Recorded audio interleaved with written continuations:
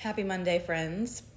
We have talked about the Texas A&M President's Office. We have talked about the Texas A&M Reception Desk, and today I want to talk about the Texas A&M Boardroom Table. James Earl Rudder was the university president from 1965 until he died in 1970. And what was once his office is now the boardroom. It's this amazing wood paneling. It has a fireplace, a chandelier, and it's just a really historic, rich room. And it needed a table that was equally as stately. The original design that Texas A&M chose was an oval top with a football kind of shaped top with a football shaped base.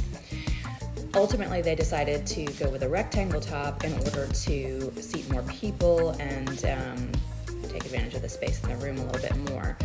The base remained a football shape, but then they threw us a little curveball. They wanted a little bit more knee space than what was in the original design, and that meant shrinking the base.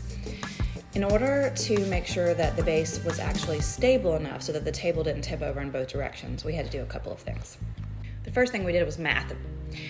We had to do a calculation to know if every single person on one side of the table stood up and pushed down on the tabletop as they stood up, what kind of force was needed and where was the center of gravity in order to keep the table from tipping over. The second thing we did was add the weight. We were able to get the weight that we needed by adding 1/2-inch steel plates the entire length of the base. So if you see on the inside of the photos, I'll put that in here, there's steel, thick steel at the bottom, and there's a thinner plate at the top in order to help hold some shape and allow for a place to attach. Another one of my favorite things about this table is the hidden access panels. They're actually touch latch, so you can't really see them, but where the brass verticals are in the base, if you push, they pop open and they allow access to electrical and data. Now, one thing that was not fun about this is on the day we were ready to install, the stone top broke while it was being loaded up into the truck. The stone team called us to say that it had broken while being loaded.